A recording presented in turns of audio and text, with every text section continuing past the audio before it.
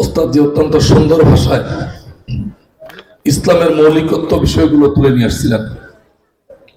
যে বিষয়গুলোকে আমরা যদি আমলে নিয়ে আসি তাহলে আমাদের ব্যক্তি জীবন, পারিবারিক সামাজিক জীবনটা ইসলামের আলোকে আলোকিত হবে এবং মৃত্যুর পরে আমাদের আপনাদের জীবনটা নিঃসন্দেহে সওয়াল জবাব থেকে শুরু করে হিসাব নিকাশ পর্যন্ত আমাদের জন্য সহজ হয়ে যাবে। কিন্তু দুর্ভাগ্য, আসলে এখানে যত আলোচনা শুনছি, যদি এই মহল্লার আমরা হই, ফজরের নামাজে এক কাতার হয়তো হবে না।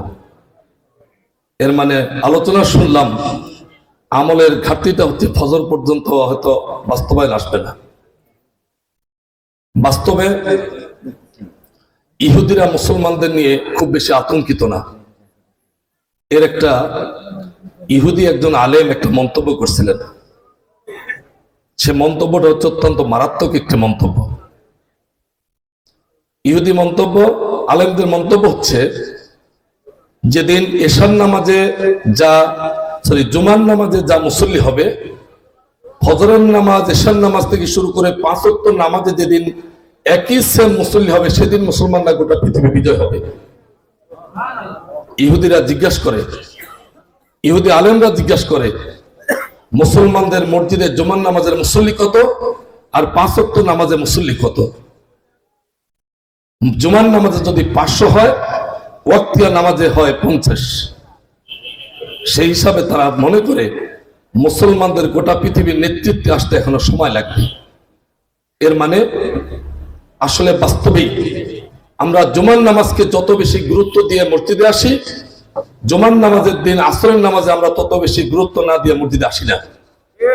আমাদের উপরে জুমার নামাজ যেমন ফরজ, ঠিক আসর মাগরিব থেকে শুরু করে 5 ওয়াক্ত নামাজ আমাদের উপর তেমন ফরজ।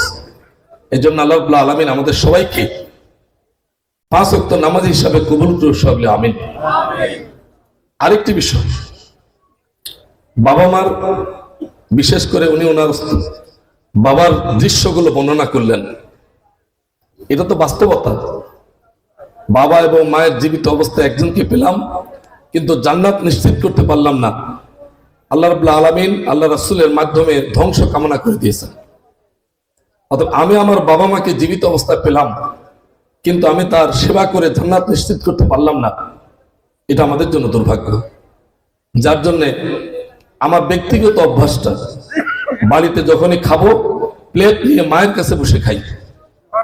আজকেও যখন বাড়ির থেকে আসি, একদম মায়ের কাছে বাবার কাছে যায় বসে সুন্দর করে কথা বলে বললাম যে হালিম হুজুরের ওখানে জালসা আছে, ওখানে যাব। বলে যে সেটা খেয়ে যাও। আমি যে না, ওখানে খাবো।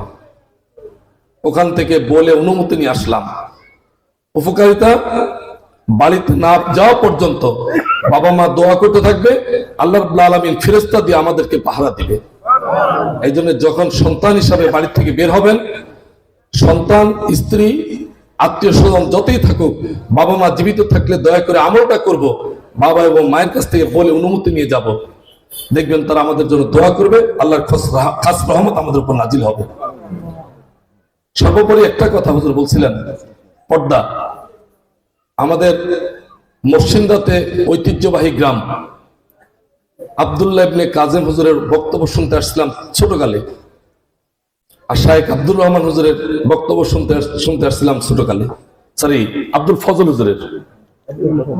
ফজল হুজুরের আমার মনে পড়ে কোন যেন একজন ওয়াইজিন দাঁড়ায় দাঁড়ায় বক্তব্য দিচ্ছিলেন, আর এত কণ্ঠস্বর দিয়ে বক্তব্য রাখছিলেন যেটা কল্পনা করা যায় না। মরসিন্দাতে জালসা, আর ওই বড়াই গ্রামে হচ্ছে ইসলামপুর আর দাস গ্রামের জালসা। এগুলো ছিল ইসলামের জন্য সবচেয়ে আলোক ভর্তিকা। সে ঐতিহ্যবাহী গ্রামে আজকে কথা বলছি। আর ঐতিহ্যবাহী প্রতিষ্ঠানের মরসিন্দা আলিয়ার মাওলানা মাজহারুল ইসলাম হুজুরের ফাজলের ছাত্র হওয়ার সুবাদে, আজকের 2 ওস্তাদের সহ অসংখ্য ওস্তাদের ছাত্র হওয়ার সুবাদে আমি গর্বিত। আল্লাহ রাব্বুল আলামিন আমাকে খায়রে বরকত দান করেছেন। ইউনিভার্সিটি ডিগ্রি নিয়েছি, অনার্স মাস্টার্স রাষ্ট্রীয় বিশ্ববিদ্যালয় থেকে, কিন্তু ফাজল এবং কামেলের সার্টিফিকেট দিয়ে আমার চাকরি। অতএব সে সুবাদে আমি এই প্রতিষ্ঠানের ছাত্র হওয়ার কারণে এই গ্রামের কাছে, এই প্রতিষ্ঠানের কাছে আমি চিরকৃতজ্ঞ। সর্বোপরি আজকে সেই চির ঋণী প্রতিষ্ঠানের অভিভাবক এলাকাবাসীর কাছে আমি দোয়া চাচ্ছি, আপনারা আমার জন্য দোয়া করবেন। বাংলাদেশ জামাত ইসলামী আমাকে এমপি প্রার্থী ঘোষণা দিলেও একক দলের কখনো কোনো ভোটে কেউ নির্বাচিত হতে পারে না।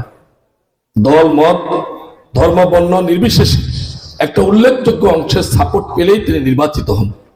আমি আপনাদেরকে বিনয়ের সাথে বলতে চাই, আমরা আলেমরা, আমরা ওলামায়ে ইকরাম, আমরা ইসলামপন্থী যারাই আছি, স্বাধীনতার পরে অনেক নেতা নির্বাচন আপনারা করেছেন। আমার আবেদন যেটা, সব জায়গায় আমি একটাই কথা বলি, একটি বারের জন্য আপনারা আমাদের মতো ওলামাদেরকে, আপনাদের সন্তানদেরকে, আপনাদের ছাত্রদেরকে, আপনাদের এই পড়া, আপনাদের মাদ্রাসায় পড়া ছাত্রদেরকে একটাবার সংসদে পাঠায় দেখেন না। আমরা গতানুগতিক সমস্ত নেতৃত্বের চেয়ে ব্যতিক্রম কিছু আপনাদের সামনে উপহার করতে দিতে পারি কিনা। আমার বিশ্বাস জেনারেল শিক্ষায় শিক্ষিত যে সমস্ত নেতৃবৃন্দ নির্বাচিত হয়ে আছেন, তাদের চেয়ে দৃষ্টান্ত আজকের পৃথিবীতে আফগানিস্তান। তালেবানরা ক্ষমতায় যাওয়ার পরে গোটা পৃথিবী বলেছিল তালেবান এই রাষ্ট্র ধ্বংস হয়ে যাবে, আর চলবে না, অর্থনৈতিক সংকট। আমরাও গোটা বাংলাদেশ থেকে কালেকশন করে আফগানিস্তানে পাঠিয়েছিলাম। 3 থেকে 4 বছরের মাথায় আজকে আফগানিস্তান গোটা পৃথিবীতে অর্থনৈতিক দিক থেকে স্বাবলম্বী একটি রাষ্ট্র হতে যাচ্ছে। কেন? শুধুমাত্র সততা এবং নিষ্ঠা, দুর্নীতি মুক্ত নেতৃত্বের কারণে।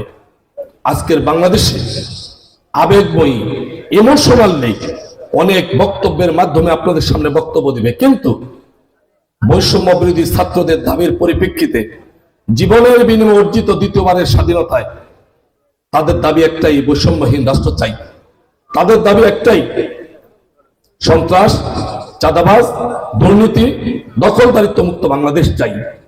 তাদের দাবি একটাই, বাংলাদেশে সরকারিভাবে যা বরাদ্দ হবে সেখানে পার্সেন্ট খেয়ে উন্নয়ন করবে না, এরকম একটা বাংলাদেশ দেখতে চাই। আমরা বাংলাদেশ দেখতে চাই মেধার ভিত্তিতে নিয়োগপ্রাপ্ত ছাত্রদের অধিকারের ভিত্তিতে চাকরি হবে, এই বাংলাদেশ বৈষম্য বিরোধী ছাত্র দেখতে চায়।